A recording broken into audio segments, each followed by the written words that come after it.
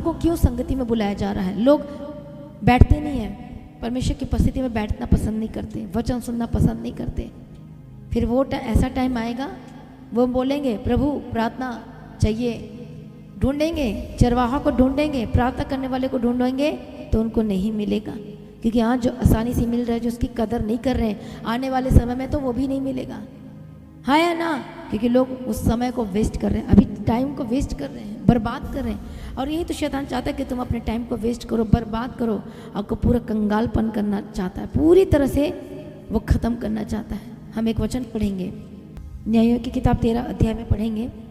और परमेश्वर ने, पहला वचन से, इस्राएलियों ने फिर यहोवा की दृष्टि में बुरा किया, इसलिए यहोवा ने उनको फलिश्तियों के वश में 40 वर्ष के लिए रखा।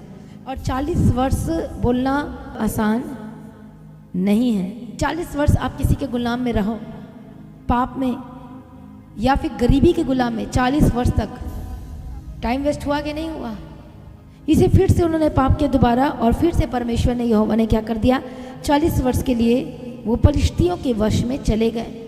ये बहुत खतरनाक बात है। जब जब ये गलती करते थे तो परमेश्वर उसके शत्रु के अधीन कर देता था, क्योंकि वो बात नहीं मानते थे। आज बहुत सारे लोग ये बात को समझ नहीं पा रहे हैं, लेकिन फिर भी परमेश्वर दयालु है। दानियों के कुल का शेर सोरावासी मानो नामक एक पुरुष था, जिसकी पत्नी के बांझ होने का कारण कोई पुत्र न था। इस स्त्री को यहोवा के दूत ने दर्शन देकर कहा, सुन, बांझ होने के कारण तेरा बच्चा नहीं, परंतु अब तू गर्भवती होगी और तेरे बेटा होगा, इसलिए अब सावधान रह कि ना तो तू दाख मधु या किसी भांति का मदिरा पिए और न कोई अशुद्ध वस्तु को खाए। ऐसा करने से क्या होगा? जो प्राप्त करने की सामर्थ्य है, बच्चा प्राप्त करने की सामर्थ्य है, जो इस समय में वो बांझ थी, क्या थी वो? लेकिन प्राप्त करने की सामर्थ्य कैसे आनी थी? जब इसको ना लेगी तो प्रभु ने एक इंस्ट्रक्शन दिया कि तुझे दाख मधु से, वाइन से, शराब से, इन चीज़ों से, इन चीज़ों से, इन चीज़ों से तुझे क्या रहना है?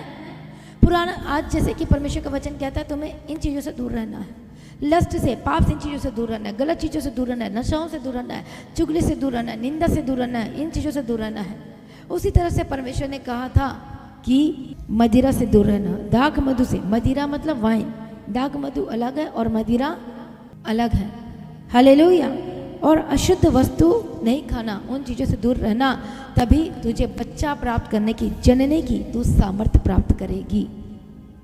यदि खा लेती तो क्या होता? बच्चा पैदा होता नहीं होता है। शिमशोन आता नहीं आता।